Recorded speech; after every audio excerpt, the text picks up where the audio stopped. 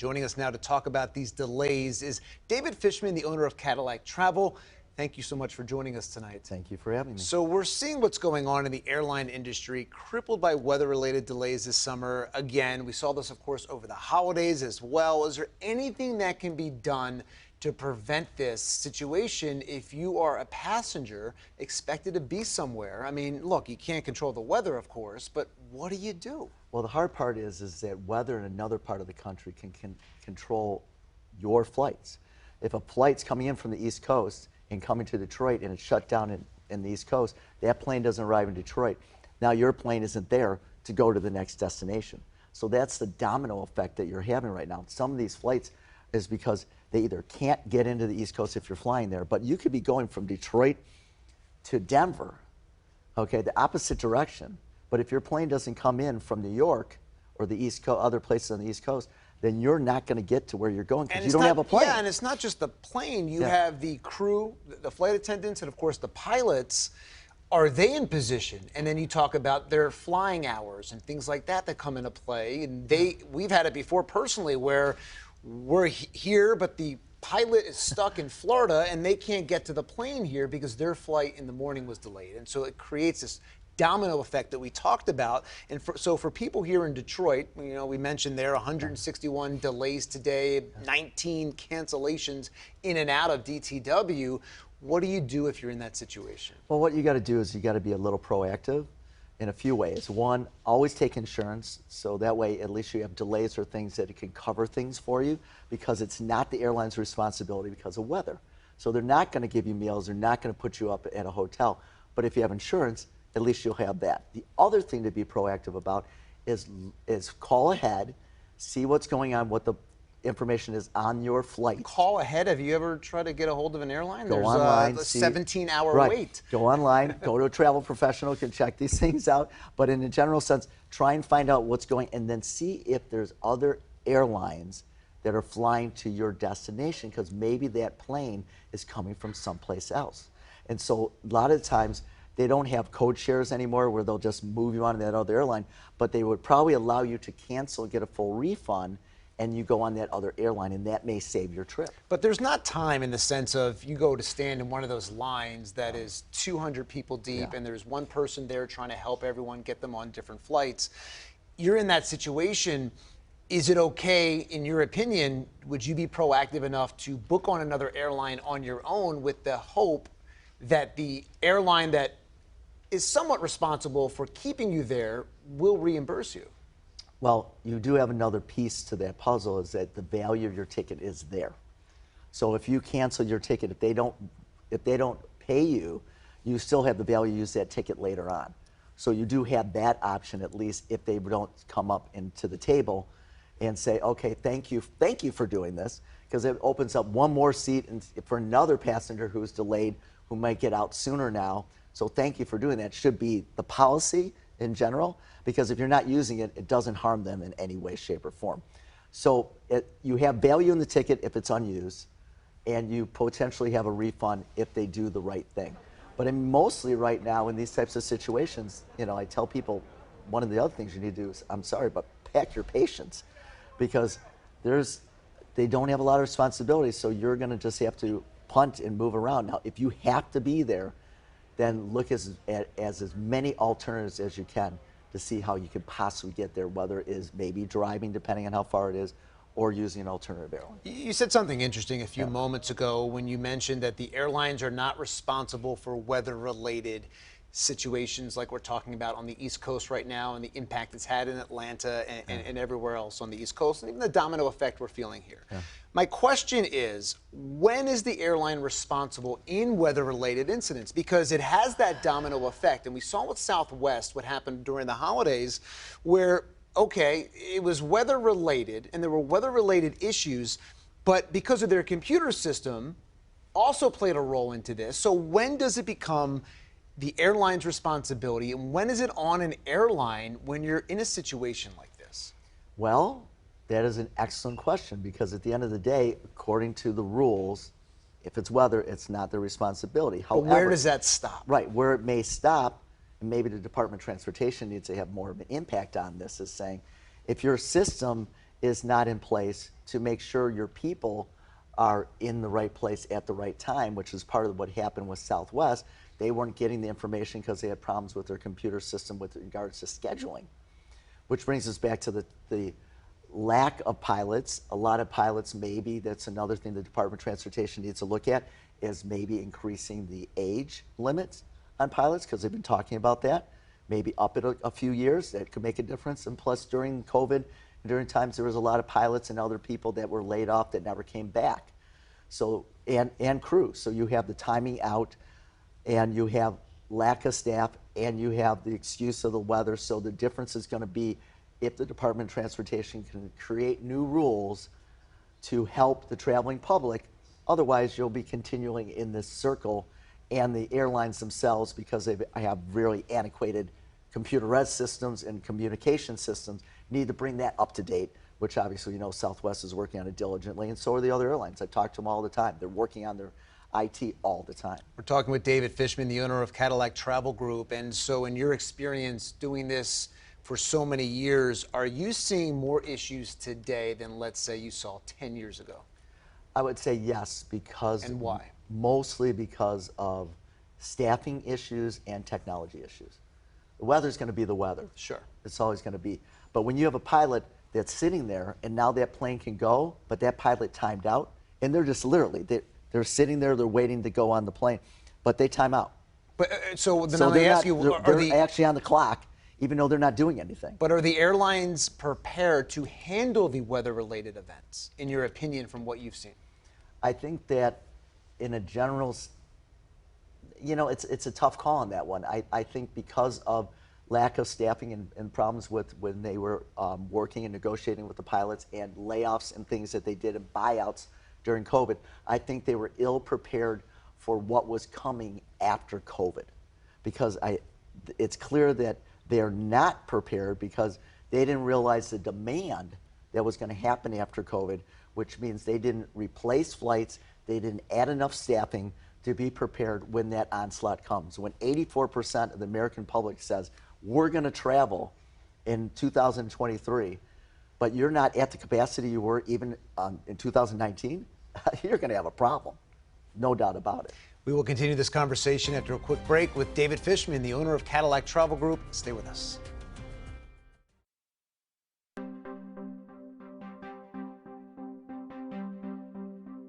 I don't know if there's been a better time to start a brand new news operation. The newsroom was pretty much starting from scratch. It's fresh, it's innovative. Lots of energy, lots of passionate reporters. Knowing what we're starting here puts so much joy in my heart. We have reporters who are embedded in these communities. Many people throughout St. Clair Shores have been fighting to save this water tower. If there's a miracle out there, get a hold of me. We are part of the neighborhood. Our newsroom is part of your neighborhood. Residents here on Stansbury say they are fed up with all this flooding that keeps happening. We shouldn't have to live like this. Telling the stories that otherwise nobody would know about. Now, AJ, you went to the downtown boxing gym and you really got to see how this gym is impacting kids' lives. Yeah, Chris, as soon as I walked in the building, it was very uplifting. It's a boxing gym, but it's more than boxing. You know, we do homework. We help them with the SAT. When it comes to the weather, it's forecasting what's going to fall on your driveway, when is it going to happen, and how might it actually affect your day-to-day life. Hundreds of people continue to call in reporting problems throughout the county. Cleanup crews worked all throughout Metro Detroit. Get them down and get them cleaned up. Local news to me means we're in your community, we're telling stories that matter to you, that affect you, that maybe we can get change and things done in your community. She was born without a right arm, and then her legs didn't grow, I guess, the way that they should have. But for 20-year-old Fortune High School alum Sumaya, she doesn't let that, or anything else for that matter, get in her way. So you have a favorite button over there? Yeah, you want to dress it? Yeah, why don't you go ahead and... This is my favorite. I hope everyone watching that piece in particular says, I want to help that little girl and help that family and help get her to college. Well, we are rethinking the way local news is done in the 21st century and how to tell the most important stories in a compelling way. You can get news anywhere, but for us, we're a fresh face with a new perspective, and we're trying to make a difference in the community to tell stories that matter to you. I think we're here to listen and actually hear what you're saying. And we're putting together a newscast that will show that. I want to tell those people's stories because it's needed. Detroit is ready. Get ready, because here we come. Reporting in Dearborn Heights. Live in Wayne County. Reporting in Adrian. Live in Livonia. Reporting from South Lyon, Kelly Vaughn. CBS News Detroit.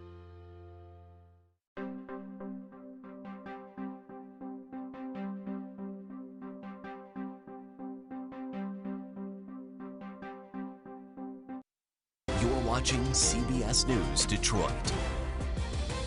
Welcome back. Monday's powerful storms are still wreaking havoc on travel across the country. According to FlightAware, more than 300 flights have been canceled this morning alone across the country. Nearly 630 flights are delayed. Delta Airlines passengers have been inconvenienced the most. With 95 canceled flights and 98 delays, there were more than 600 reports of severe weather across the country Monday. It forced more than 8,600 flight delays and nearly 1,800 cancellations. Here at Metro Detroit Airport, 19% of those flights to Detroit have experienced a delay today. Travel expert David Fishman is back with us from Cadillac Travel Group. During the pandemic, the airlines were given relief money to help the industry, get back on its feet. Does it appear that they have used that money wisely, and does it appear that they are back on their feet? Well, I don't think they used the money wisely, because I think what they were doing is, a lot of times companies look at Wall Street and they look at their numbers, and certainly all the stocks of the travel industry, whether it's cruise, in particular cruise, and airlines and things, they were going down. So what do? You got to work on your bottom line all the time, because that's what the public is looking for, the investors are looking for. And I think what Delta, for example, and many of the other airlines, they bought out a lot of their senior staff and brought down their costs, which moving forward is a great idea. But there's also their more experienced staff. So now they got to bring on people. They have to replace them, and they're not as experienced. They don't know what they're doing, and it causes more delays. It causes more problems, because if they don't know what they're doing, they got to find someone that knows what they're doing to come in and help them. And so when you have that situation, and also using the money instead of improving your IT to make sure that works more efficiently, bringing in, maybe making sure the pilots stay, or you keep all your good pilots and your staff that know what they're doing, I think is a more important thing than appealing to the business end of this and the investors, because at the end of the day, if you do this, you're still going to make a ton of money, okay, and you'll be more efficient and effective moving forward. It's interesting, because the airlines would contest that the flight delays aren't as significant as they used to be. Now, one trick around that has been they've added time to their flight time. So if you go to book a flight from Detroit to New York City, instead of it taking, let's say an hour, they'll now say it takes 90 minutes. When you're booking that ticket, you don't think about that flight time until you're on that plane. You start going, what's taking so long? So they can get around that with new statistics and say, well, we were on time 90% of the time, where, okay, yeah, that's true, but you have buffered that time on that flight. Yeah, I have seen some plane flights that have switched from literally almost doubled in time, and the planes are not going slower.